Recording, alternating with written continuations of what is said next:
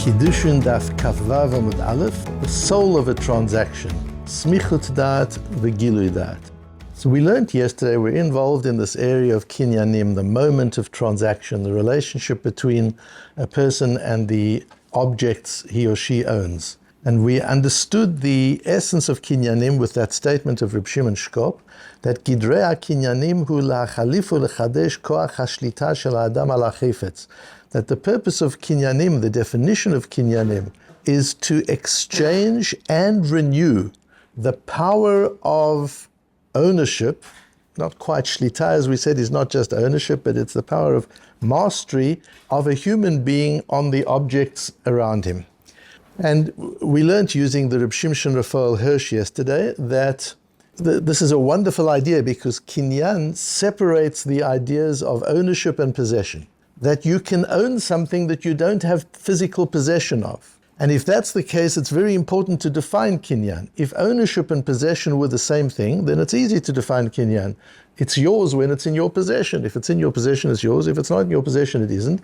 And that brings to a certain alimut, that brings to a bullying dimension of human society, as people would grab things from each other. But kinyan introduces the idea that I can own something that is in a different country. It's far from where I am. I can own it. From what moment do I own it? That's an important legal issue. It's a physical question. Who owns this object at this given moment? And it's an important metaphysical issue. Who's the bailim? Who's connected to this object? As we said yesterday, there is a metaphysical connection between a person and the objects that he or she uses or owns. The things we use, the things we own, affect us. We affect the things that we own. There's a relationship between us and the physical universe, not only the living physical universe, the organic physical universe, but even the inorganic physical universe, the domain, just things, objects. There is a dynamic relationship spiritually between us and the things that we own. That being the case, how can a kinyan just be a physical action? If there's a metaphysical, spiritual element to ownership, how can it be that just by doing some kind of bureaucratic act, whether it's signing a document or lifting something up, these meaningless gestures, how can a meaningless gesture transform a relationship, is what we look at today. And the answer is meaningless gestures don't transform relationships. You remember we learned some time ago that we Jews don't do meaningless. It's not our thing. When we do things with meaning. And a kinyan is not a meaningless gesture. There is soul to a kinyan.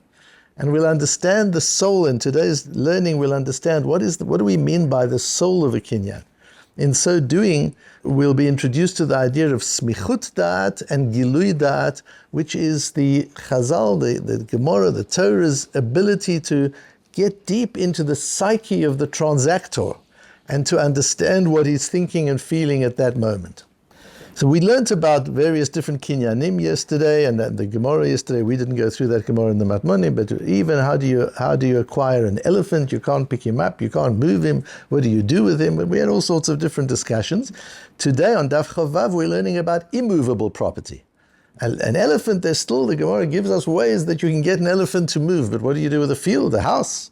Nechasim sheyesh lehem achrayut niknim bekesef uvishtar uvechazaka. Property is acquired through kinyanim of kesef, money, changes hands, shtar, a document changes hands, or chazaka, you begin to use the property in the presence of the seller, and the seller allows that usage. That's called chazaka. The Gemara goes on, Rav and Shmuel each introduce a caveat to the element of kesef. Money works, says Rav, provided that you're not living in a place where property is usually accompanied by documentary transactions.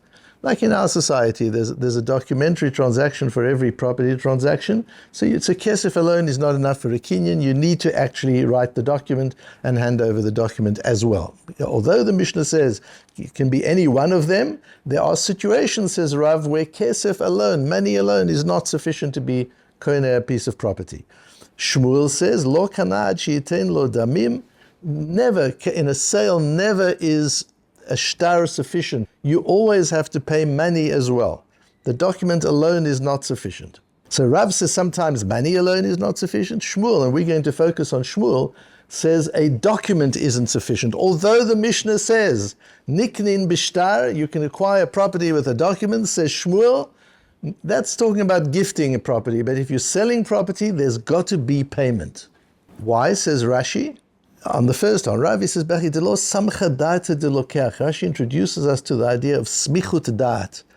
Because in the first case, the buyer doesn't rest, he doesn't relax in the knowledge that the deal is complete until he's holding a document. Because it's an area where they sign documents. So yes, you've paid me, but until I'm holding a document, I don't feel like the owner of the property.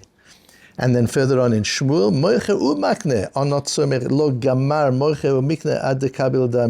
the seller and the buyer, just by transferring a document, neither seller nor buyer has completed the emotional transaction until the money has been paid. So we're introduced to this idea of, there's a physical transaction. Now in our secular world, that's all you need. Did you go through the motions? Did you cross the T's and dot the I's and sign the documents? If you did, the sale's the sale. I don't care what was in your mind and what was in your emotions and what you dreamt that night and whether you cried afterwards. It's done. The deal is done. With Chazal, it's not so, because we're talking not only about physical connections, but also about metaphysical connections. In that case, we've got to understand what are the feelings. Explains Rashi, there's an idea of gemar da'at and smichut da'at. Did they really release and acquire in their hearts? You can only buy something from somebody else if that person has emotionally let go of it. If they're still attached to it, you can't acquire it. You can only acquire something if you've emotionally connected with it. If you're still doubting your connection hasn't started. We see this kind of spiritual dimension to kinyanim. Now the Rashba, we're going to focus on a wonderful Rashba. The Rashba makes a difference between Kesef and Chazakah, and in this process we'll understand Kesef much better. And Shtar and Chazakah, the Rashba goes into the question and says, yes, it's true what Shmuel says, that a Shtar alone is not sufficient, that you've also got to have money. Lo kana ad sheyitain lo damim. The documentary transaction is not sufficient. It's only complete when you've paid. Because until you've paid, there's no relaxation. Says the Rashba, but there's a view that with chazakah that doesn't apply. If instead of using document as the kinyan, you used chazakah, which is in front of the seller, you dug in the field, you used the field, you've picked the fruit, you actually became active as an owner in his presence, then we don't worry about the money. It's only if it's documentary. So you're standing in London and you're doing a documentary transaction of a property in New York. That is not going to be complete until payment is made. But if you're in New York and you've moved your furniture into the apartment and you haven't yet paid, that's a full kinyan, nobody can go back on it. That's a chiluk that the Rashba makes. The Rashba goes on in explaining Shmuel, and he says, Ikamandama, we're going to view one, there's one view which we focus on. Lo kanat shiten damim delo samchadate. The reason that this doesn't work is, if I've given you a document, if I'm the seller and I've given you a document, I'm still not complete in my mind. I haven't relaxed about, I haven't let go until the money is paid. Because I've got no hold over you. Once you've moved into the property, you've given me a shtar, but and now you're moving into the property and you're starting your life and you haven't yet paid, what can I hold over you? You're in my property already. Now I've got to sue you to get the money. I'm not letting go of this property until I've got the money in my hand. That's the reasoning, explains the Rashba. Lefichach, yardu chachamim leda'ato shel mocher she'eino rotzeh sheikneh ad sha'at netinat damim. The chachamim go down into the deep subconscious of the seller and determines that a seller does not release emotional ownership of his property until payment has been made. At least in the case of Shtar Chazakah, we've learned is different. And then he says, Inami, or there's a slightly different way of understanding it. The Ikelamema, di bishtar kivan de lo nachit la'ara, ki lo ayil v'nafik azuze lo gilui dai te'ike. The Rashba introduces us to the second emotional dimension of kinyan, and that's gilui dat. So in kinyan, we need a physical action. You've got to do something visible, something that witnesses could see. So you've got to lift it, you've got to pull it, you've got to give a document. There's something physical you've got to do. But we're saying physical alone doesn't work. Without physical, it also doesn't work. You can't have in your mind, I'm transferring this to you. You've got to express it physically. But it's not just an action. You've actually got to express your inner feelings in a kinyan. That's what's beautiful about kinyan and unique in Torah law. It doesn't apply in any other legal system. That you've got to express your inner feelings. That's called וגילוי דעת. And he says that if this person hasn't gone into my property, we're talking about London and New York. We've signed a document in London. And I'm not nagging you for the money. The reason I'm not nagging you for the money is because you haven't taken occupation yet. So I don't care. The fact that you haven't paid me yet is okay. I figure you will pay me. But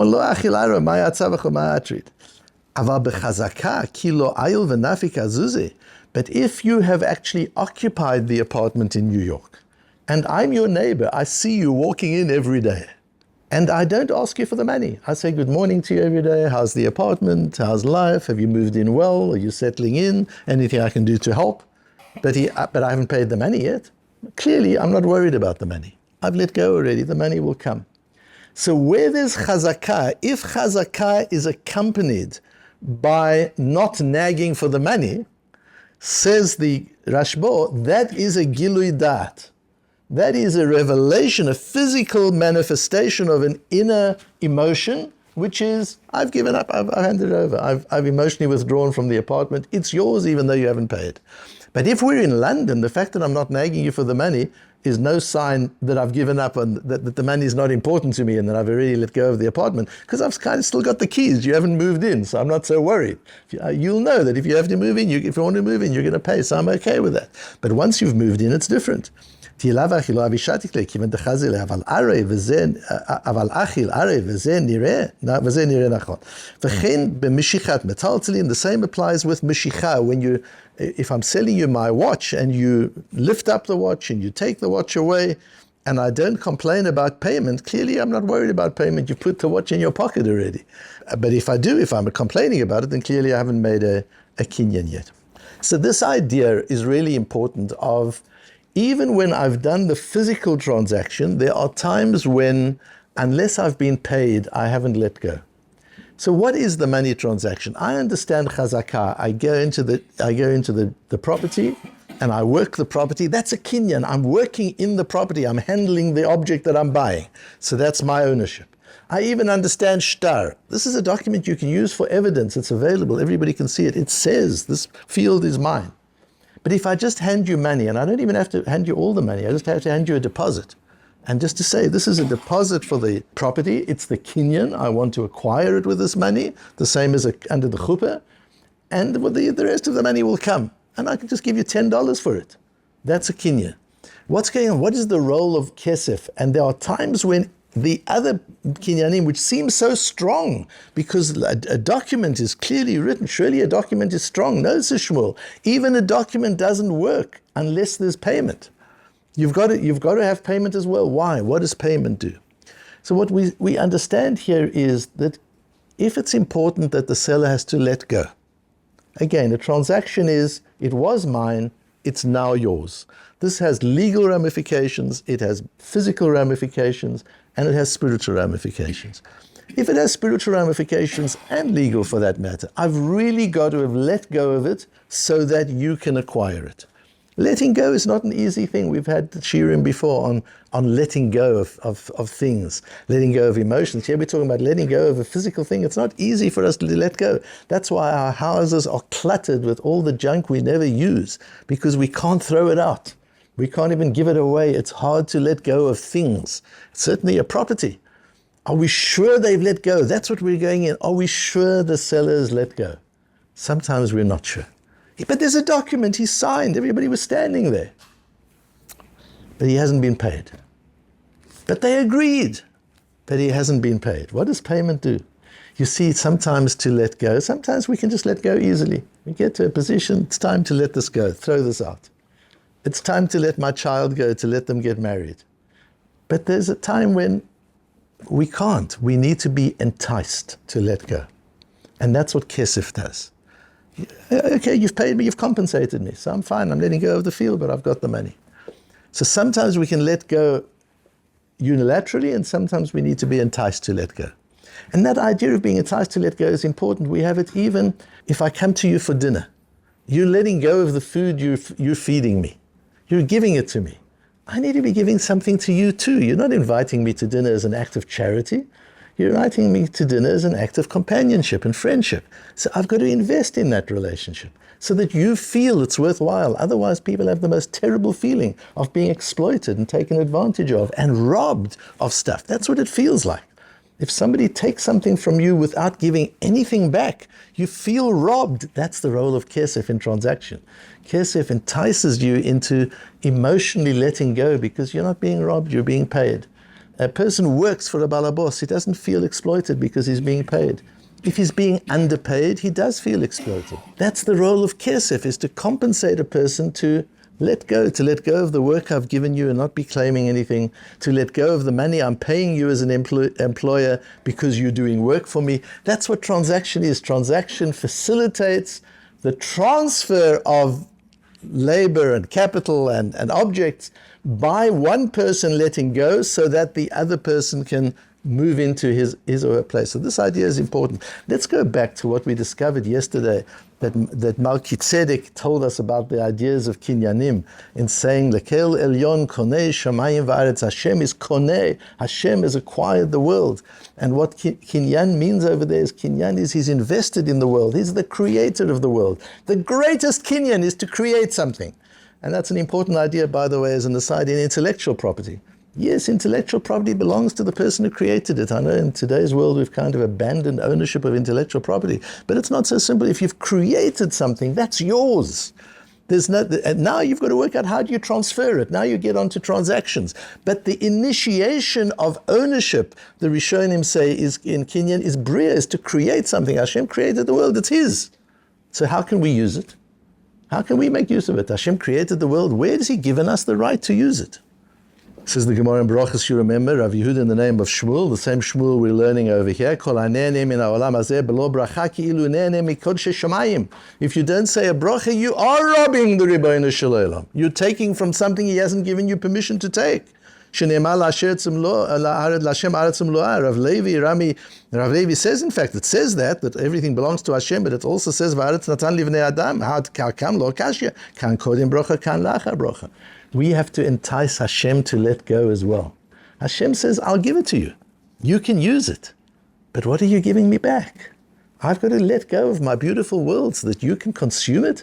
I made this beautiful cow and you're going to sit at Kazan and eat a steak? With what right? Who gave you that steak? Okay, you paid Mr. Kazan for the steak, but it's mine. What are you doing for me? A bracha.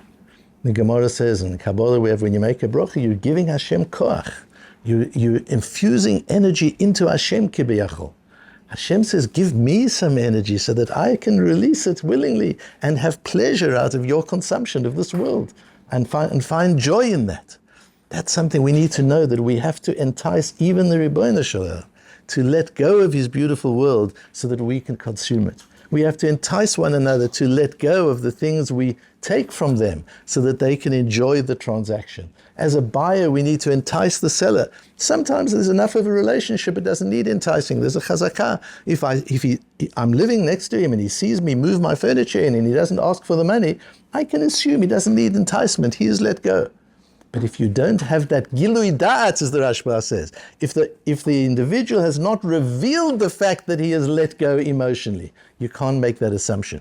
And you've got to actually entice him. If you've paid him, yes, you agreed that this money is in exchange for the property. So if you've at least begun to pay him, he feels okay, he doesn't feel exploited, and he's able to let go emotionally. Look how deeply the Chazal go into understanding the emotions and the feelings, because transactions are not just about meaningless actions and bureaucratic documents. A transaction is about the true emotional and spiritual, not only legal, transfer of the objects we own to somebody else's ownership and to somebody else's shlita.